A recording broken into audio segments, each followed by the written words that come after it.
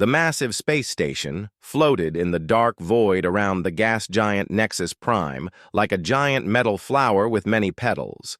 Each petal was a different section designed for different alien species to live and work together. The station was called Harmony Point, and it was supposed to be a place where all the different aliens in the galaxy could meet and talk and make deals. Ambassador Hana Kim walked through the long curved corridors of the station. Her footsteps made soft sounds on the metal floor. She was small compared to most of the aliens she passed in the hallways. They looked down at her with their many different types of eyes. Some had compound eyes like insects. Some had eyes on stalks. Some had eyes that glowed in the dark. Hana wore a simple black diplomatic uniform with Earth symbols on the shoulders. She carried a small bag with her papers and a tablet computer. Her dark hair was tied back neatly, and her face showed no emotion as she walked. She had learned long ago that showing emotion around aliens was often seen as weakness. The meeting room was huge, with a circular table in the center that could seat 50 beings. The ceiling was very high and had lights that could change colors to make different species feel comfortable. Hana took her assigned seat, which was smaller than most of the others because humans were one of the smallest species in the Galactic Council. Other delegates were already arriving and taking their seats. The Zenthari delegate looked like a tall, thin tree with golden bark and leaves instead of hair. The Hydros delegate was in a special water-filled suit that let them breathe underwater. The Korthax delegate had 4 arms and skin that changed colors when they were thinking. But the biggest and loudest delegate was Thrix from the Velkari Empire. He stood 3 meters tall and looked like a giant praying mantis made of black and green armor plates. His head could turn completely around, and his eyes were like 2 huge mirrors that reflected everything around him. His arms ended in claws that could cut through steel. Thrix was already talking loudly to the other delegates, telling jokes and making comments about the different species around the table. When he saw Hana sit down, he stopped talking for a moment and stared at her with those mirror eyes. Then he started laughing, a sound like glass breaking mixed with metal scraping. The meeting was supposed to be about trade routes and mining rights in the outer spiral, farm of the galaxy. Each species wanted the best deals for themselves, and everyone was trying to make alliances with the stronger species.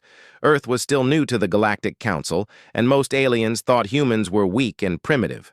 Hana had her tablet ready and had spent weeks preparing for this meeting. She knew all the statistics about mineral deposits and shipping costs and population growth. She had plans and backup plans and ideas for compromises that would benefit everyone, but she also knew that most of the other delegates would not take her seriously because she was human. The meeting started when the Zenthari delegate rang a small bell that made a beautiful musical sound. Each species was supposed to present their proposals, and then everyone would discuss them and try to reach agreements. The Zenthari went first and spoke in their melodic voice about sustainable resource extraction. The Hydros delegate went next, speaking through a translation device about underwater mining techniques that could work on ocean planets. The Korthax delegate presented detailed mathematical models showing optimal shipping routes between systems. When it was Hana's turn, she stood up and activated a holographic display that showed her proposal. The other delegates watched with mild interest as she explained Earth ideas for cooperative mining that would benefit all species equally. She suggested sharing technology and profits based on each species' contributions to the projects. As soon as Hana finished speaking, Thrix began his response by making that glass-breaking laugh sound again. He stood up to his full 3-meter height and looked down at Hana with obvious contempt. His voice boomed through the meeting room as he spoke. Thrix said that humans were too new and too primitive to understand real galactic politics. He called Earth a dirt ball planet populated by soft meat creatures who had barely learned to leave their own atmosphere. He said that human proposals were like children playing with adult toys, dangerous and foolish. The other delegates watched this exchange with interest. Some of them agreed with Thrix that humans were not ready for real galactic politics. Others felt uncomfortable with his harsh words. but did not want to oppose such a powerful delegate. The Velkari Empire controlled dozens of star systems and had one of the largest military fleets in the galaxy. Hana listened to every word without changing her expression. She sat back down in her chair and folded her hands in her lap. Her breathing stayed calm and steady. She did not argue or defend herself or get angry. She just waited for Thrix to finish his speech. This seemed to frustrate Thrix even more. He had expected the human to get upset or angry or scared. Instead, she just sat there like a statue. Her calm reaction made him feel like his words had no effect at all. This made him want to try harder to get a reaction from her. Thrix began to make more personal attacks against humans. He said they were cowards who hid behind technology instead of fighting with honor. He said they were weaklings who could not survive on real worlds, only on their comfortable little planet. He said they multiplied like parasites and would ruin the galaxy if they were allowed to spread. Still, Hana showed no reaction. She kept her hands folded and her face calm. Some of the other delegates began to whisper among themselves. They wondered if the human was frozen with fear or if she was planning something. The Zenthari delegate, who was very old and wise, began to look worried. The station AI recorded everything that happened in the meeting room, as it always did. The cameras captured every angle and every word. The medical scanners monitored the health and stress levels of all the delegates. Most of the aliens showed normal stress patterns for diplomatic negotiations. But Hana readings were unusual, her heart rate was perfectly steady, and her stress hormones were actually decreasing as Thrix attacks became more vicious as the meeting continued. Thrix became more and more frustrated with Hana. Lack of response. He had dealt with many species and knew how to intimidate them. The Zenthari would become sad when insulted. The Hydros would become angry and violent. The Korthax would calculate revenge. But humans were supposed to be emotional and reactive, according to all the reports he had read. The other delegates watched with growing fascination as the large Velkari warrior tried again and again to provoke the small human female. It was like watching a giant trying to fight a shadow that would not fight back. Some of them began to wonder if there was more to humans than they had been told. Thrix's voice grew louder, and his insults became cruder. He began making comments about human appearance and behavior that would have started wars between other species. But Hana just sat there calm and still, like a mountain that cannot be moved by wind. She was waiting for something, though none of the other delegates could guess what. The meeting room grew tense as Thrix's frustration mounted. His compound eyes reflected the lights as he searched Hana's face for any sign of emotion or weakness. He found nothing but calm patience. She looked like someone waiting for a bus or watching clouds pass by. Her complete lack of reaction was driving him crazy. Finally, Thrix decided that words were not enough. He would have to take physical action to prove his dominance. Over this stubborn human, he had done this before with other species. A show of physical superiority usually brought quick submission and respect, but he had never tried it with a Deathworld human before, and that would prove to be his biggest mistake. The meeting room became very quiet as Thrix stepped away from his seat and began walking around the circular table toward Hana. His massive feet made heavy sounds on the metal floor. Each step was deliberate and threatening, like a predator stalking prey. The other delegates watched with growing unease as the 3-meter-tall Velkari warrior approached the small human woman. Thrix moved slowly, wanting to give Hana time to feel afraid and maybe beg for mercy or apologize for her species' presumption in joining the Galactic Council. But Hana did not move or speak or even look up at him. She kept staring straight ahead at the holographic display that still showed her mining proposals. The Velkari warrior stopped directly behind Hana's chair, so close that she could feel the heat from his armored body and smell his alien scent, which was like metal and ozone and something sharp that made her nose itch. His breathing was loud and deliberate, like a machine pumping air. He wanted her to know he was there. And to be afraid? Thrix leaned down until his huge head was right next to Hana's ear. His mandibles clicked together, making sounds like scissors cutting paper. This was a threat display that worked on most species. The sound meant he could cut her in half with one bite if he wanted to, but Hana's breathing stayed perfectly calm and even. The other delegates began to shift uncomfortably in their seats. The Zenthari delegate made a soft, worried sound like wind through leaves, the hydros. Delegate tentacles twitched nervously in their water suit. Some of the smaller species delegates moved their chairs back, slightly getting ready to run if violence broke out. Thrix whispered to Hana, but loud enough for everyone to hear. He said that maybe humans needed to learn their place in the galaxy before they embarrassed themselves further. He said that Earth was just a small planet full of primitive creatures who thought they were smarter than they really were. He said that real civilized species had been traveling space for thousands of years, while humans were still hitting rocks together. Still, Hana did not react. She kept her hands folded in her lap and her eyes focused on the holographic display. Her face showed no fear or anger, or even annoyance. It was like Thrix was talking to an empty chair. The complete lack of response was starting to make some of the other delegates nervous, because they knew that when predators could not get reactions from their prey, it usually meant the prey was more dangerous than it looked. Thrix's compound eyes studied Hana, carefully looking for any sign of tension or fear in her body language, but her muscles appeared completely relaxed. Her shoulders were not hunched. Her hands were not clenched. Her breathing was not shallow or fast. She looked like someone taking a nap or meditating. This calm reaction was not what Thrix had expected at all. Every other species he had intimidated showed clear signs of stress, increased heart rate, muscle tension, defensive posturing, or submission displays. But this human woman seemed completely unaffected by his presence, as if he was no more threatening than a gentle breeze.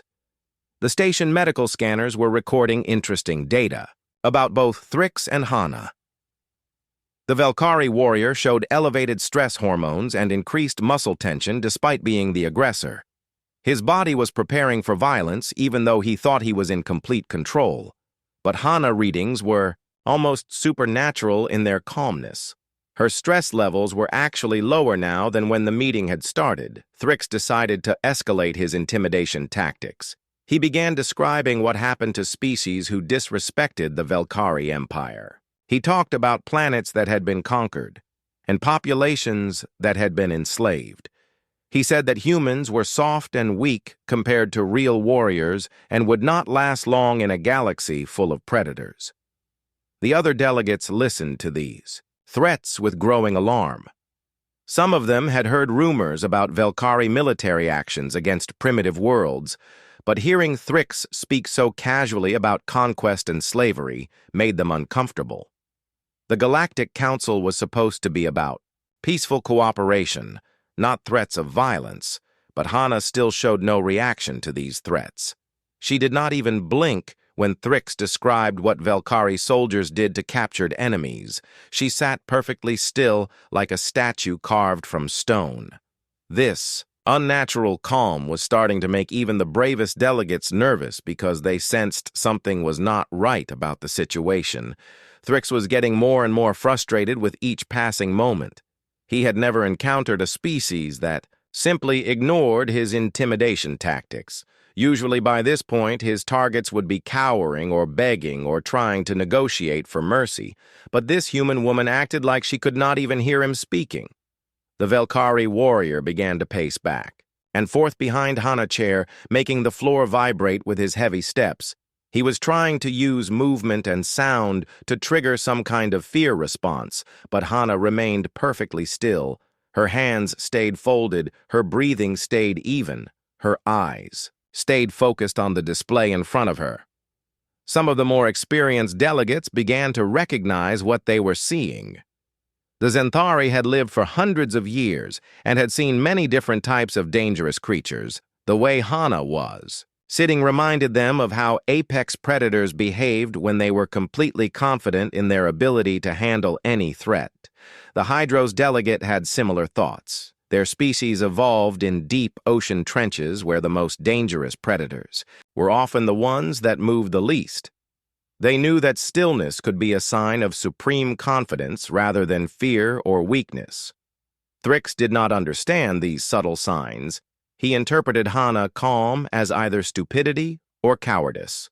Both possibilities made him feel more confident and aggressive. He decided that physical intimidation was not enough.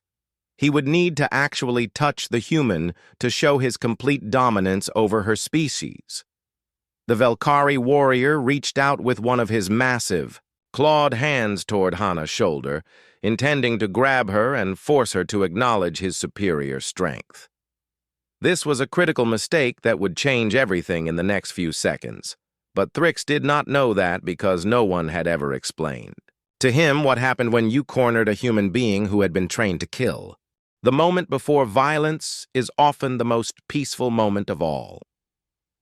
In that split second before, Thrix clawed, hand reached Hana's shoulder, the meeting room became completely silent. Even the air recycling system seemed to pause. The other delegates held their breath without realizing it, sensing that something important was about to happen. Hana finally spoke for the first time since Thrix had begun his intimidation. Her voice was so quiet that the room audio systems automatically amplified it so everyone could hear. She asked a simple question. "Are you finished?" The words came out perfectly calm, like she was asking about the weather or the time. The question hung in the air like smoke. Everyone in the room felt the weight of those three. Simple words, but they meant different things to different people.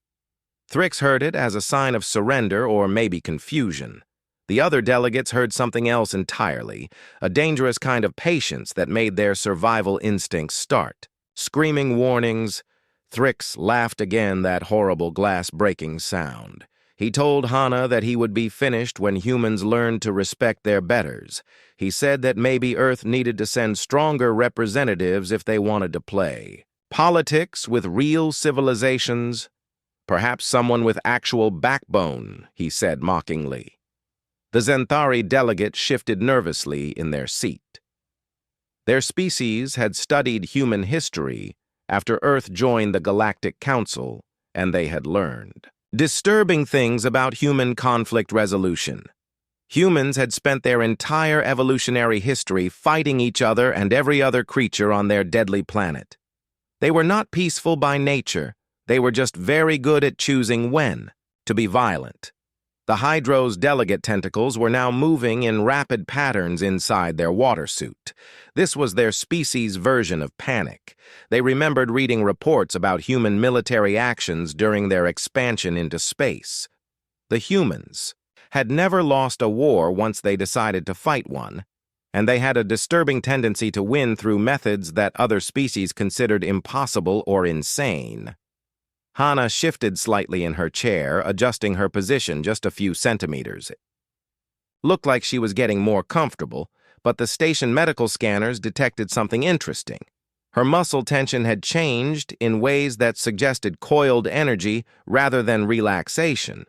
Her heart rate remained perfectly steady, but her blood chemistry showed subtle changes. The movement was so small that most of the delegates did not even notice it, but those who did found it somehow significant. The way she moved reminded them of how their own species' apex predators behaved. Just before striking, it was economical, precise, and purposeful, with no wasted motion.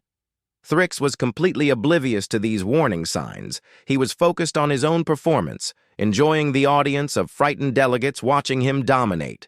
The human representative. He felt powerful and in control, which made him even more careless about what he was actually dealing with. The Velkari warrior continued his verbal assault, now making crude comments about human reproduction and family structures. He described humans as breeding like parasites and suggested that the galaxy would be better off if they were sterilized to prevent overpopulation. His words were designed to provoke maximum emotional response. But Hana still showed no emotion at all. She looked like she was listening to a boring lecture about tax regulations. Her face remained calm, her breathing stayed even, and her posture stayed relaxed. The complete lack of reaction was starting to unnerve even Thrix, though he would never admit it. The other delegates were beginning to understand that they were witnessing something unprecedented. Most species had fight or flight responses when threatened. They would either become aggressive or try to escape, but humans apparently had a third option that no one had documented before they could become perfectly still and wait. This stillness was not passive, though. The delegates who were paying attention could sense an active quality to Hana calm. She was not frozen with fear or shock. She was waiting for something specific, and when that thing happened, she would be ready to respond immediately. The station AI continued recording everything, and its analysis programs were detecting patterns that would not be understood until much later. Hana vital signs matched those of human soldiers in combat situations, but with one important difference. Her stress hormones were decreasing rather than increasing. This suggested that she was becoming more relaxed as the situation became more dangerous. Thrix finally decided that words were not enough to establish his dominance. He needed to make physical contact to show everyone in the room that humans could be pushed around without consequences. This decision would prove to be the biggest mistake of his very long life. The Velkari warrior reached out with his right hand toward Hana's left shoulder. His claws were extended just enough to be threatening, but not enough to cause serious injury. He wanted to grab her and maybe shake her a little to get some kind of reaction. He thought this would be safe, because humans were known to be small and weak compared to most galactic species. What Thrix did not know was that Hana had been waiting for exactly this moment. From the second he had started his intimidation tactics, she had been calculating angles and distances and timing. She had been planning what she would do if he made the mistake of touching her, and now he was about to make that mistake. The delegates watched in fascination as the huge Velkari claw moved slowly toward the small human woman who still sat perfectly still in her chair. They expected her to flinch or cry out or try to dodge away. Instead, she did something that would be talked about throughout the galaxy for generations to come. She remained perfectly calm and waited for the perfect moment to teach the entire Galactic Council why humans were called Deathworlders. What none of the alien delegates knew about Hana Kim was that she had not been chosen as Earth ambassador just because she was good at talking to people. The human government had very specific reasons for selecting her, and those reasons had nothing to do with traditional diplomacy. They had everything to do with the fact that Earth was surrounded by species who thought humans were weak before becoming a diplomat. Hana had spent 15 years in the Korean Special Forces fighting in conflicts. That would give most aliens nightmares. She had served 3 combat tours on planets where the gravity was twice Earth, normal, where the air was toxic and where every living thing was trying to kill anything that moved. She had learned to fight and survive in conditions that most galactic species considered impossible. Earth military leaders knew that human diplomats would face constant challenges and provocations from aliens who thought they could intimidate primitive Deathworlders, so they made a decision that was both practical and strategic. They would send diplomats who could handle themselves if talking failed to work. Hana had volunteered for diplomatic service, not because she was tired of fighting, but because she understood that sometimes the best way to prevent a war was to be obviously capable of winning one. Her superiors had agreed because they knew that respect in the galaxy was earned through strength, not through weakness. The Korean Special Forces had trained Hana in 17 different forms of combat, including several that were specifically designed for fighting alien species with non-human anatomy. She had studied Velkari physiology for months before accepting the ambassador position and knew exactly where their weak points were located as Thrix's claw moved toward her shoulder. Hana's mind automatically shifted into combat mode. Her training took over without conscious thought.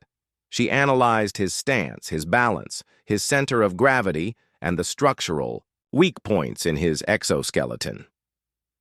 All of this happened in the few seconds it took his hand to cross the distance between them. Velkhari anatomy was actually quite simple once you understood the engineering. Their exoskeleton provided excellent protection against most attacks, but it also created predictable stress points where the armor plates connected. These joints had to be flexible to allow movement, which made them vulnerable to someone who knew what they were looking for. The neck joint was the most critical weak point because it had to support the heavy head while still allowing full rotation. This required a complex arrangement of cartilage and nerve clusters that could be disrupted if you knew exactly where to apply pressure and, from what angle Hana had practiced this exact technique hundreds of times on training models, but had never used it in real combat. She knew the theory perfectly, though a precisely applied strike to the nerve cluster would cause temporary paralysis, without permanent damage.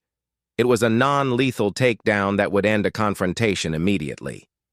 The alien delegates watching this scene unfold had no idea what they were about to witness.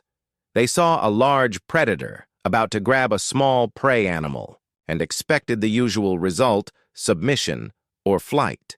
But humans were not usual by any galactic standard, and Hana was not usual even by human standards. She had spent years learning to control her emotions and reactions in life, threatening situations. The ability to remain calm under extreme stress was what separated elite soldiers from ordinary ones.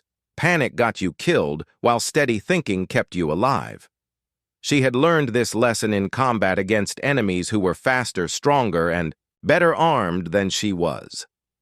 The station medical scanners were recording fascinating data about Hana's physiological state. Her brainwave patterns showed the focused concentration of a master craftsman about to perform delicate work. Her muscle groups were activating in sequence, preparing for coordinated movement, but so subtly that it was almost undetectable. Thrix was completely focused on his own intimidation display and missed all the warning signs his species had evolved as ambush predators, who relied on size and surprise to overwhelm their prey. They were not used to dealing with creatures who could think tactically while under threat. This blind spot was about to cost him dearly. The moment his claw made contact with Hana's shoulder, everything changed. The human ambassador moved with speed and precision that the station cameras could barely capture.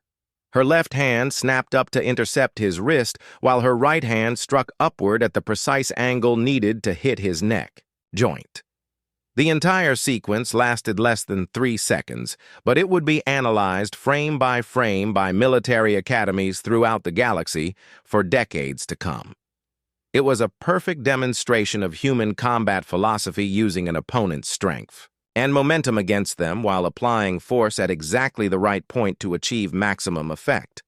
Hana never left her chair, never raised her voice, never showed any emotion. She simply executed a textbook takedown with the casual efficiency of someone turning off a light. The contrast between her calm demeanor and the devastating effectiveness of her technique created a moment that redefined how aliens thought about humans. The sound of Thrix's exoskeleton cracking echoed through the silent meeting room, followed by a tremendous crash as 3 meters of Velkhari warrior collapsed to the floor. His massive body went rigid, then limp, as the nerve strike took effect. His compound eyes reflected the ceiling lights as he lay there unable to move but fully conscious. The other delegates stared in absolute silence, trying to process what they had just witnessed. The small, quiet human female who had sat calmly through 30 minutes of intimidation and insults had just disabled one of the galaxy's most feared warrior species without even standing up. Hana calmly straightened her jacket and folded her hands back in her lap as if nothing unusual had happened. Her expression remained perfectly serene. Her breathing stayed steady. Her heart rate, according to the medical scanners, was actually lower now than it had been before the confrontation began. The medical emergency alarm began wailing throughout the station as sensors detected Thrick's collapsed vital signs. Within seconds, the meeting room doors burst open and a team of alien medics rushed inside. They stopped short when they saw the massive Velkari warrior sprawled motionless on the floor, while the human ambassador sat calmly in her chair, looking like she had not moved at all. The lead medic was a Zenthari who had decades of experience treating combat injuries, but had never seen anything quite like this. Thrix was completely paralyzed from the neck down, but his life signs were stable. His breathing was steady, his heart was beating normally, and there was no sign of physical trauma except for a small crack in his neck armor. The medical team worked quickly to stabilize Thrix and scan for internal damage. Their instruments showed that his main nerve cluster had been precisely disrupted, causing temporary paralysis but no permanent injury. It was exactly the kind of strike that required perfect knowledge of Velkari anatomy combined with surgical precision. While the medics worked, the other delegates sat in stunned silence, staring alternately at the fallen warrior and the human woman who had put him there. The Hydro's delegate tentacles had gone completely still inside their water suit, a sign of extreme shock in their species. The Korthax delegate, all 4 arms were trembling slightly. The Zenthari delegate, who was the oldest and most experienced being in the room, spoke first. They asked Hana in a very quiet voice if Thrix would recover fully. Hana replied calmly that the paralysis would wear off in a few hours and there would be no lasting damage. She spoke like a doctor explaining a minor medical procedure. This clinical response was somehow more frightening than if she had boasted or threatened. The other delegates realized that Hana had not acted in anger or fear. She had simply identified a problem and solved it with minimum necessary force. The implications of this were staggering. The station security chief arrived with a team of armed guards ready to deal with a diplomatic incident, but found themselves confused about what had actually happened. The security cameras showed Thrix approaching Hana in a threatening manner, then suddenly collapsing. There was no obvious violence, no weapons drawn, no visible struggle. Hana cooperated fully with the security investigation, explaining exactly what had happened and why. She stated calmly that Thrix had made physical contact with her in a threatening manner, and she had responded with appropriate defensive measures. She showed no guilt or concern about her actions. The security recordings were reviewed immediately and confirmed. Hana account the footage clearly showed Thrix escalating from verbal intimidation to physical threat, and Hana responding only when actually touched. The use of force was technically justified under station self-defense regulations, but the speed and efficiency of her response was unlike anything in the security files. Most self-defense incidents involved clumsy struggling and emotional reactions. This had been a textbook demonstration of combat technique executed with professional precision. The security chief made a note to update their threat assessment protocols for human diplomats. The medical team finished their examination and prepared to transport Thrix to the station hospital. One of the medics asked Hana how she had known exactly where to strike to cause paralysis without permanent damage. She replied that she had studied alien anatomy as part of her diplomatic preparation. This answer was technically true, but left out some important details about why Earth diplomats felt the need to study the combat weaknesses of their negotiating partners.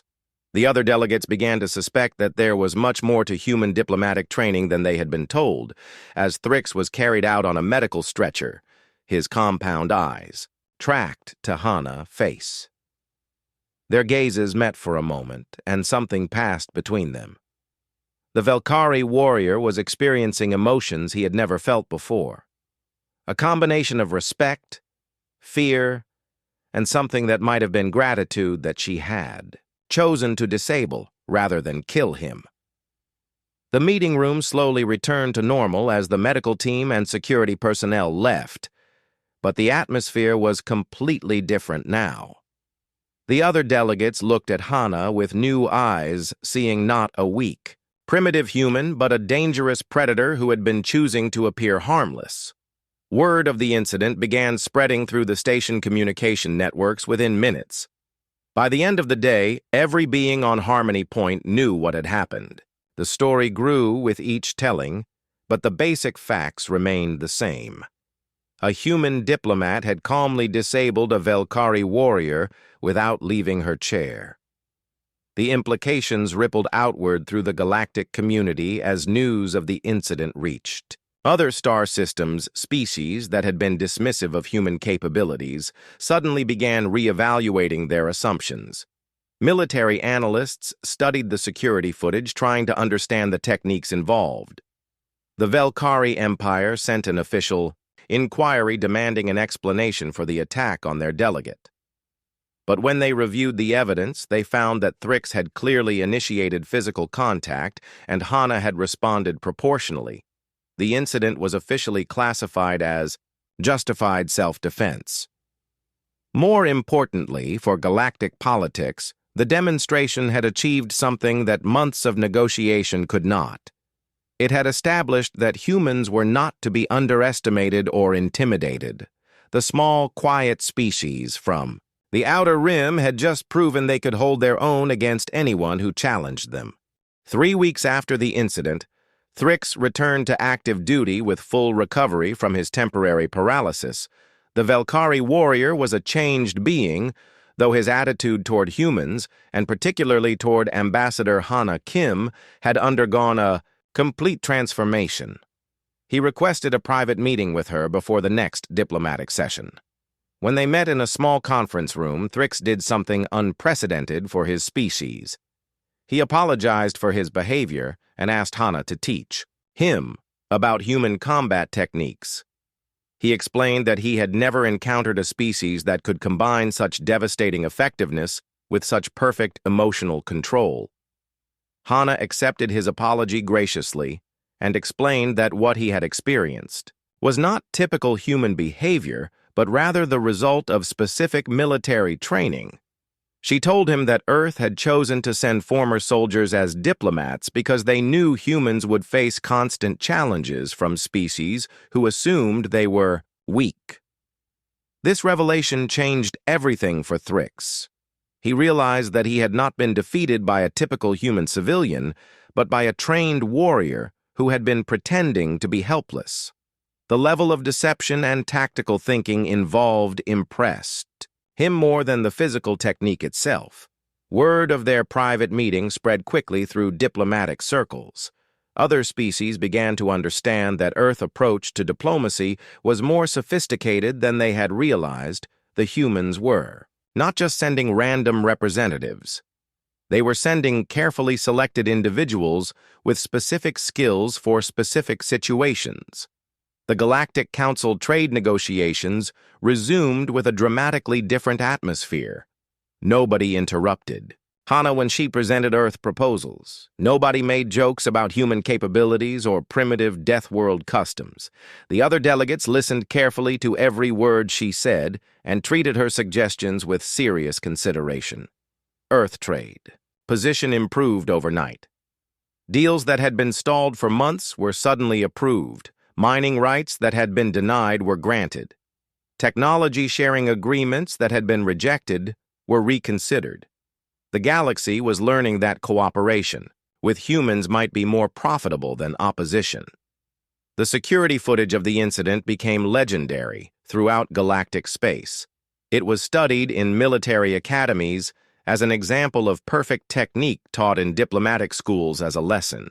In crisis management and analyzed by xenobiologists trying to understand human psychology, the 3-second sequence was probably the most watched video in galactic history.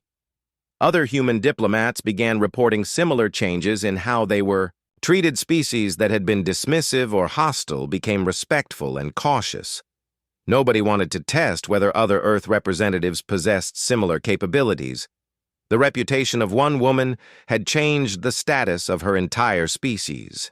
Hana continued her diplomatic duties as if nothing had changed. She attended meetings, negotiated treaties, and represented Earth interests with the same calm professionalism she had always shown. The incident with Thrix was never mentioned in official diplomatic records, but everyone remembered it. The Velkari warrior became an unlikely ally and eventually a friend. He learned to respect human strategic thinking and often sought Hana advice on complex political situations. Their relationship became a model for how different species could overcome initial hostility and find common ground. Military analysts throughout the galaxy updated their threat assessments for human capabilities. The assumption that humans were weak because they came from only one planet was replaced by the understanding that surviving on a Deathworld might actually make them more dangerous than species from easier environments. Earth Diplomatic Corps received hundreds of applications from alien species wanting to study human negotiation techniques. What they did not realize was that the most important lesson was not about combat skills or physical capabilities. It was about the power of controlled response and strategic patience. The incident also changed how Earth selected its diplomatic personnel. The success of sending former military officers as ambassadors led to a new program where combat veterans were trained in diplomacy while diplomats were trained in combat techniques.